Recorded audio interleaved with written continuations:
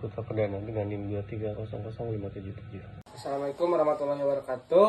Perkenalkan, nama saya Fadli Gunawan dengan NIM 2311087 dari PKOC. Assalamualaikum warahmatullahi wabarakatuh. Perkenalkan, nama saya Muhammad Inzar Zulfanain dengan NIM 2305971. Hai, nama saya Nabi Saudara Sita dengan NIM 2304619, kelas PKOC Mata Kuliah Kurikulum dan Pembelajaran. Assalamualaikum warahmatullahi wabarakatuh. Perkenalkan, nama saya Raden Mayanza Windriani dengan NIM 2300920 dari kelas 4C.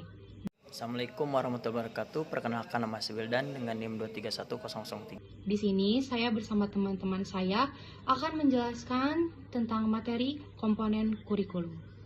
Ada apa aja sih di komponen kurikulum?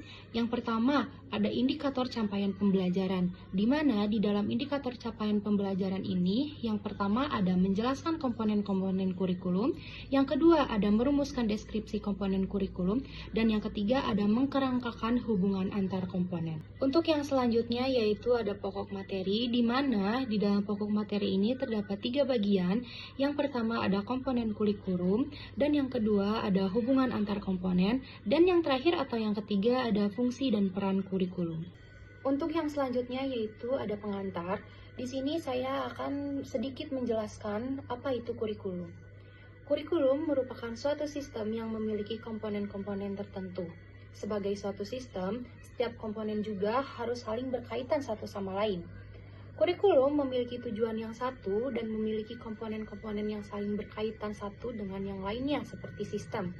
Sistem juga bisa disebut dengan suatu kesatuan sejumlah elemen yang terdiri dari objek, manusia, kegiatan, informasi, dan sebagainya, yang terkait dalam proses atau struktur dan dianggap berfungsi sebagai suatu kesatuan organisasi dalam mencapai satu tujuan. Dan yang terakhir ada Forest State Model oleh Ralph Taylor 1949. Yang pertama ada What educational purpose should the school seek to attain? Yang artinya, tujuan pendidikan apa yang seharusnya dicapai oleh sekolah. Yang kedua ada what educational experience can be provided that are likely to attain this purpose. Yang artinya, pengalaman pendidikan apa yang dapat diberikan yang mungkin dapat mencapai tujuan ini. Dan yang ketiga ada how can this educational experience be effectively organized? Yang artinya, bagaimana pengalaman pendidikan ini dapat diorganisasikan secara efektif. Dan yang terakhir yaitu, how can we determine whether these purposes are being attained? Yang artinya, bagaimana kita dapat menentukan apakah tujuan-tujuan ini tercapai. Untuk materi selanjutnya akan disampaikan atau dijelaskan oleh teman saya yaitu Inzar. Jadi di sini saya akan menjelaskan terkait materi komponen kurikulum. Nah, saya mendapatkan materi terkait hubungan komponen kurikulum. Bisa dilihat ya. Nah, hubungan komponen kurikulum ini menurut para ahli ada 3. Yang pertama menurut Robert S. Zeiss tahun 1967 ada 4 yang menjelaskan. Yang pertama ada aims, goals, objective. Yang kedua ada evaluation. Yang ketiga ada learning strategy. Yang keempat ada learning experience. Nah, di sini dia tuh menjelaskan terkait tujuannya dulu apa. Setelah mencari tujuan setelah itu dia evaluasi. Nah, setelah evaluasi dia cari nih strateginya yang kurang apa. Setelah itu dia menjadikan pembelajaran itu sesuai dengan pengalaman. Itu menurut Robert S. Zeiss. Nah, yang kedua, ada yang menurut H. Kaber 1988 ya. Nih, hubungan komponen kurikulumnya. Yang pertama dia nih beda nih dari yang si Robert ini. Dia itu ada tujuan sama 4, tapi dia beda. Ada tujuan, ada bahan, ada kegiatan, dan ada evaluasi. Nah, kita menjelaskan dulu yang tujuan. Apa sih tujuannya dibuat kurikulum ini? Nah, dia setelah mendapatkan tujuan, apa? Setelah mendapatkan tujuan, cari tujuan tersebut, dia baru mencari bahan yang pas, bahan yang cocok untuk tujuan itu apa. Setelah itu, setelah menemukan tujuan, bahan, baru dia membuat kegiatan dari hubungan komponen kurikulum itu. Ada tujuan, bahan, kegiatan. Setelah itu, setelah berjalan dari 3 itu, lihat hasil akhirnya apa. Apakah kurang atau pas tapi belum benar-benar mantap. Setelah itu dia evaluasi. Evaluasi. Jadi yang terbaru. Ada yang terakhir, yang ketiga. 3. Hubungan komponen kurikulum menurut S. Nasution 1987 ya. Nih, oke. Di sini dia ada 4, tapi dia mungkin lebih rinci ya. Tapi sebenarnya sama aja. Ada beberapa yang beda. Yang pertama ada merumuskan tujuan, sama aja. Merumuskan tujuan, mencari tujuannya untuk apa dulu. Terus kedua, memilih bahan pelajaran. Sama lah sama yang seperti si Acheisius Kaber ini. Yang ketiga, dia menentukan proses belajar mengajar. Nah, sebetulnya hampir sama, hanya kata-katanya saja dibedakan. Kan ini 97, berarti lebih dulu Nasution. Setelah Nasution baru diperbaharui oleh Acheisius Kaber 1988. Sebetulnya di kegiatan, menurut Acheisius itu kan di kegiatan ya, di bagian ketiganya itu. Tapi yang di S. Nasution ini yang ketiga itu hanya menentukan proses belajar mengajar. Sebetulnya sama aja, seperti kayak melakukan kegiatan, hanya lebih ke dispesifikkan atau diperjelas gitu. Oke. Setelah itu membuat alat penilaian. Sebetulnya perbedaannya seperti ini. Evaluasi itu setelah mengetahui penilaian. Nah, kalau membuat alat penilaian berarti membuat alat penilaian dulu. Setelah tahu penilaian seperti apa, hasilnya apa, baru membuat evaluasi. Itu perbedaan dari ketiga komponen tersebut. Tapi menurut saya lebih mengambil komponen yang menurut Acheisius Kaber. Kenapa? Karena lebih simpel. Yang dimana ada tujuan, ada bahan, ada kegiatan, ada evaluasi. Nah, di kegiatan itu berarti sudah membuat nilai untuk mencapai capaian pembelajaran yang telah diberikan oleh guru sebagai tenaga pendidik. Gitu. Setelah melakukan apa nih komponen kurikulum dan apa nih tujuannya, gitu, dibuat kurikulum ini. Setelah itu mencari bahannya, mencari bahan, melakukan kegiatan seperti belajar mengajar atau seperti tes, assessment ataupun apa. Setelah melakukan semuanya baru kita lihat hasil akhirnya. Setelah melihat hasil akhir baru apa nih yang kurang. Setelah itu kita evaluasi. Terima kasih. Kurang lebihnya mohon maaf. Assalamualaikum warahmatullahi wabarakatuh. Di sini saya akan melanjutkan penjelasan mengenai materi komponen kurikulum. Nah, teman-teman, perlu diketahui di sini ada 4 komponen kurikulum. Apa saja itu? Yang pertama ada komponen tujuan, lalu ada komponen isi atau materi, lalu ada komponen strategi atau metode, dan yang terakhir ada komponen evaluasi.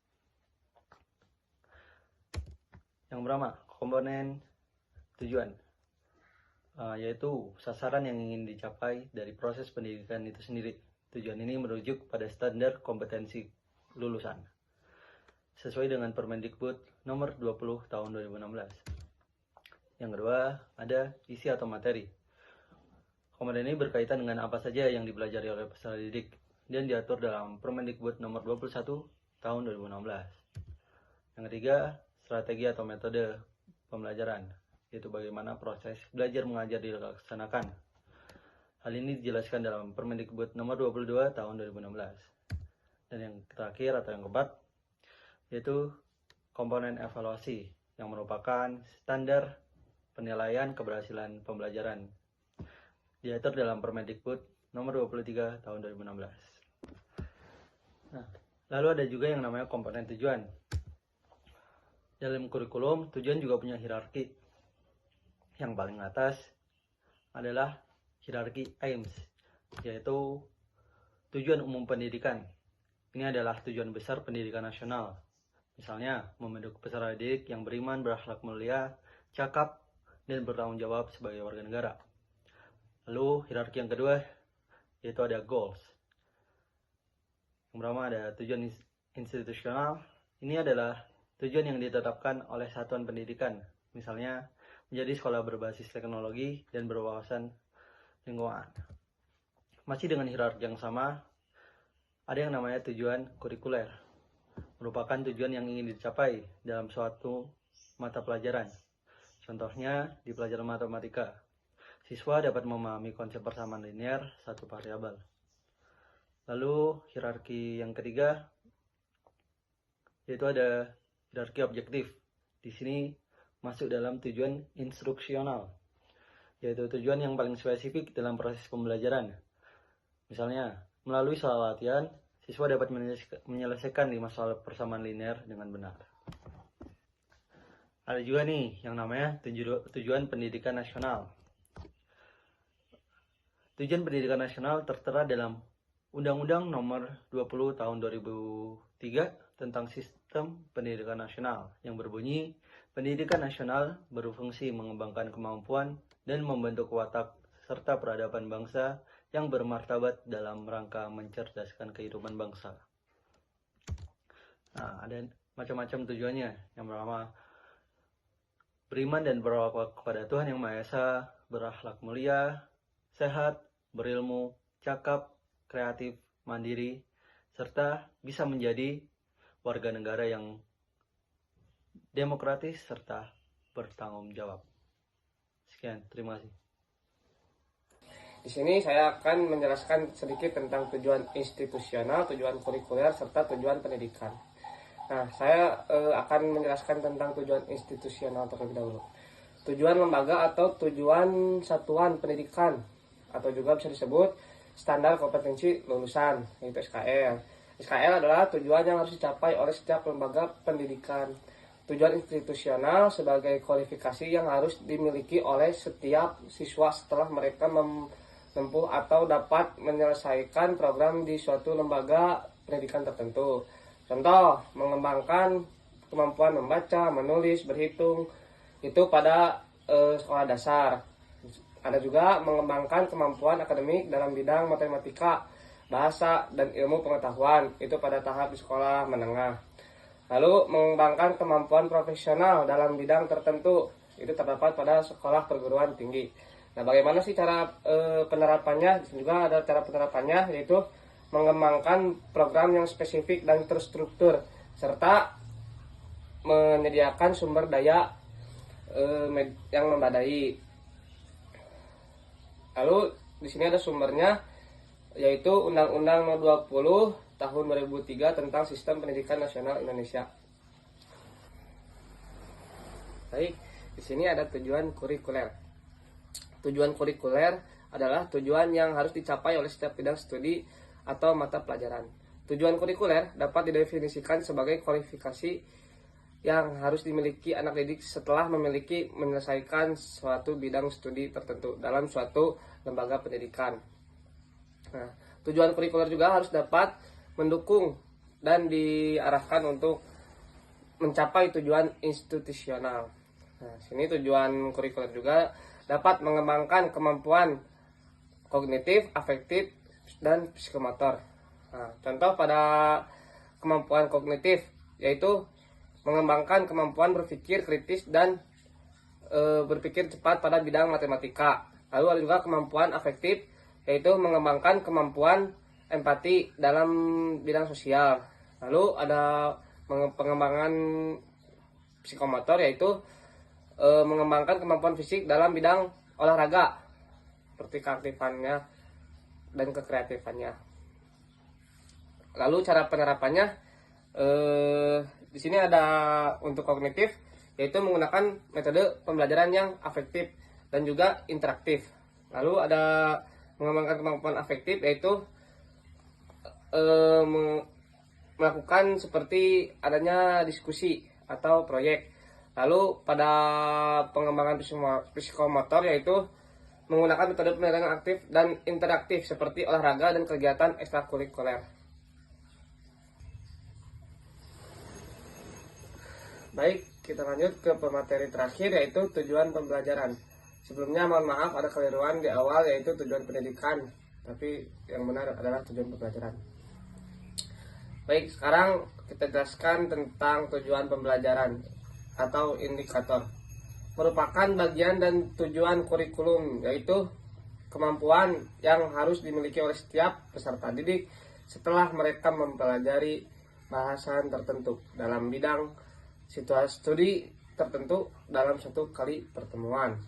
Nah, terdapat 3 bentuk perilaku yang harus dirumuskan, yaitu domain kognitif, domain afektif, dan domain psikomotor. Nah, pada domain kognitif ada pengetahuan, pemahaman, penerapan, analisis, sintetis, sama evaluasi. Sintesis maksudnya. Dan di afektif, di domain afektif ada penerimaan, responsif, penilaian, pengorganisasian, serta karakteristik. Dan di psikomotor ada peniruan, kesiapan, respon, penerimaan, responsif, penilaian, pengorganisasian, serta karakteristik. Dan di psikomotor ada peniruan, kesiapan, respon, motorik, mekanisme, adaptasi, dan penciptaan. Baik, segitu saja yang dapat saya sampaikan. Mohon maaf bila banyak kesalahan atau kekurangan. Selebihnya itu dari Tuhan dan kekurangannya dari saya. Nah, selanjutnya ada di komponen learning experience atau pengalaman kerja. Terkait learning experience itu sendiri atau pengalaman kerja ialah segala bentuk interaksi siswa dengan lingkungan belajar, baik berupa materi, aktivitas maupun metode yang secara langsung sengaja dirancang untuk membantu mereka mencapai tujuan pendidikannya masing-masing. Terus juga dalam konteks kurikulum ini merupakan jembatan antara tujuan pendidikan dengan hasil belajar. Kalau kita belajar terkait fungsi dan peran dalam kurikulum itu apa sih sebenarnya? Yaitu mengaktualisasikan tujuan pendidikan. Terus juga pengalaman belajar adalah sarana konkret untuk mewujudkan tujuan yang telah dirumuskan dalam kurikulum. Tanpa adanya pengalaman belajar yang relevan, tujuan hanya akan menjadi wacana tanpa hasil nyata. Dalam pengalaman belajar mencakup dua aspek utama, yaitu yang pertama isi materi, yang di dalamnya itu terdapat pengetahuan, fakta, konsep, dan teori yang harus dikuasai siswa. Terus juga yang kedua ada di aktivitas siswa, yang di dalamnya itu ada proses, keterampilan, dan tindakan yang dilakukan siswa untuk memahami dan menerapkan materi tersebut. Sebagai contoh dari pengalaman belajar dalam kurikulum itu sendiri, yang pertama tuh, kalau semisal tujuan pembelajaran, siswa dapat memahami konsep demokrasi. Nah, apa sih isi materinya? Isi materinya itu biasanya prinsip-prinsip demokrasi itu sendiri. Terus aktivitasnya apa sih, pengalaman belajarnya yang bakal didapat dari siswa gitu, yaitu diskusi kelompok, simulasi pemilu kelas, nah seperti itu contohnya. Dan selanjutnya itu berbicara tentang elemen isi atau materi kurikulum. Nah, isi atau materi kurikulum itu sendiri mencakup segala sesuatu yang diberikan kepada siswa dalam proses pembelajaran. Secara umum, elemen isi dapat selanjutnya ada di elemen isi atau materi kurikulum. Yang pertama itu ada di knowledge, pengetahuan, yang berisi muatan kognitif yang harus dikuasai siswa, seperti halnya informasi konkret yang dapat dibuktikan. Juga yang kedua ada skill atau keterampilan, mengacu pada kemampuan yang harus dimiliki siswa untuk dapat berfungsi secara efektif dalam kehidupan akademik dan sosial. Contohnya membaca, menulis, menghitung, berpikir kritis, pemecahan masalah. Yang ketiga ada value atau nilai-nilai. Ini biasanya berhubungan dengan aspek afektif yang membentuk karakter dan etika siswa. Nah, poin ini tuh biasanya meliputi etika moral, estetika, sikap dan perilaku yang mencerminkan nilai-nilai seperti kejujuran, tanggung jawab, kerjasama, atau toleransi. Nah, yang selanjutnya ada di kriteria isi atau materi. Nah, agar isi atau materi kurikulum itu efektif, maka harus memenuhi 4 kriteria utama. Yang pertama ada significance atau kebermaknaan. Nah, di dalamnya itu ada materi harus bermakna gitu, penting dan memberi kontribusi terhadap pemahaman siswa tentang diri sendiri, masyarakat, dan juga dunia. Contohnya mengajarkan konsep perubahan iklim karena relevansinya terhadap masa depan bagi siswa itu sendiri. Yang kedua ada utility atau kemanfaatan. Isi materi harus berguna dalam kehidupan nyata siswa, baik dalam jangka pendek maupun jangka panjang gitu. Contohnya keterampilan berpikir kritis dan literasi digital. Yang ketiga ada interest atau daya tarik. Materi sebaiknya menarik minat siswa agar pembelajaran tidak membosankan dan dapat membangkitkan rasa ingin tahu gitu. Terus juga yang keempat dan yang terakhir ada di hukum development atau perkembangan manusia. Nah, biasanya isi materi itu harus sesuai dengan tahap perkembangan kognitif, emosional, dan sosial siswa, serta mendukung pertumbuhan pribadi dan sosial mereka. Contohnya, mengajarkan nilai toleransi di usia remaja untuk mendukung empati dan pemahaman sosial. Seperti itu. Terima kasih. Di sini saya akan membahas tentang komponen strategi pendekatan pembelajaran Terus ada satu lagi evaluasi kurikulum. Yang pertama ada komponen strategi. Komponen strategi adalah bagian-bagian yang penting untuk membentuk strategi pembelajaran yang lebih menyeluruh. Nah, di dalam komponen strategi pembelajaran ada komponen strategi berhubungan dengan implementasi. Yang kedua ada strategi meliputi rencana, metode, dan perangkat kegiatan yang direncanakan untuk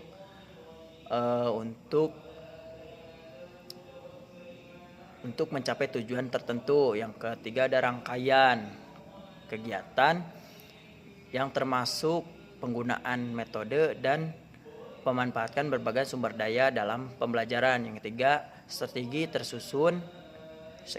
disusun untuk mencapai tujuan tertentu.